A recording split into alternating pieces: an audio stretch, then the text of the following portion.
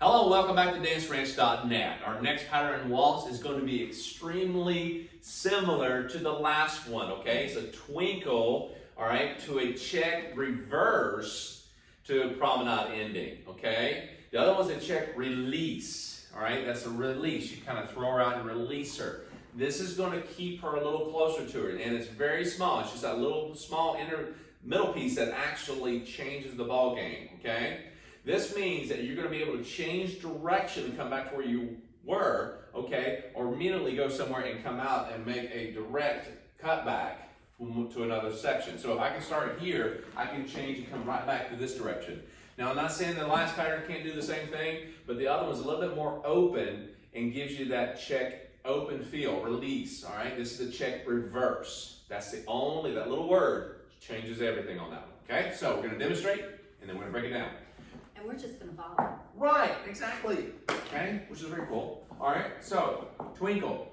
1, 2, 3, 4, 5, 6. 1, 2, 3, 4, 5, 6. Yeah?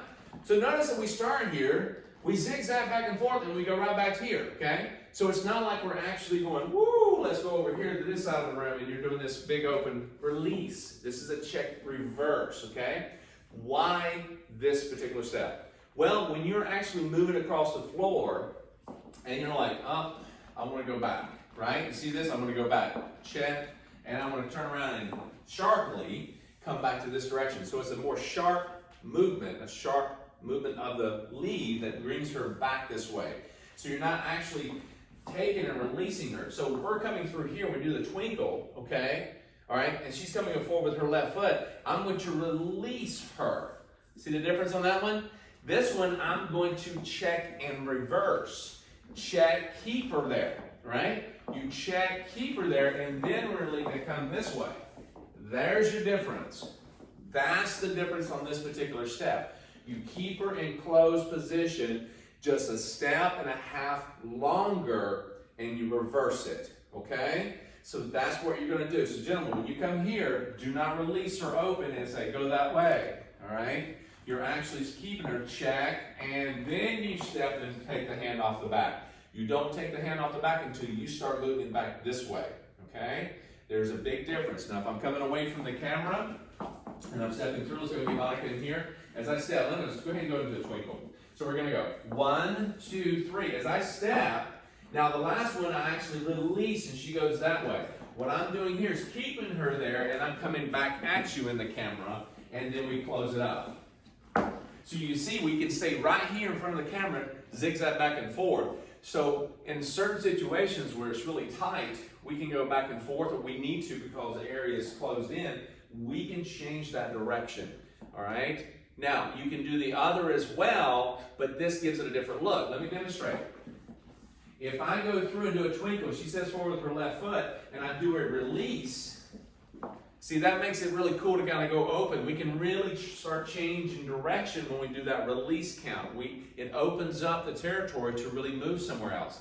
In this check and reverse, we're saying reverse. Go back to where you came from, in a way, okay? Somewhere in this area.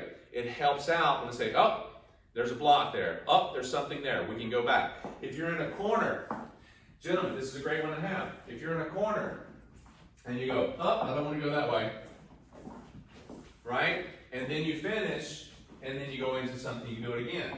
Check and release or whatever. Cool? That makes sense? So you're going back and forth, but this check reverse is huge. So one more time as I go through this. I'm stepping through twinkle, 1, 2, 3. I'm in this position.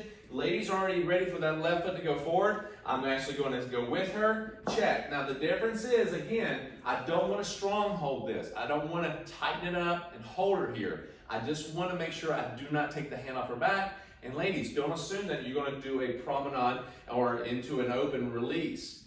Don't go yourself. Unless he lets you go and he says, go, and he rotates his body. See, I'm rotating my body, releasing her. That's a huge lead. That's the difference. Here, I'm keeping the same position, and I check and I reverse it. There's your lead, ladies. There's your lead, guys. So when you go to move, I'm checking her left, my right. I check and reverse.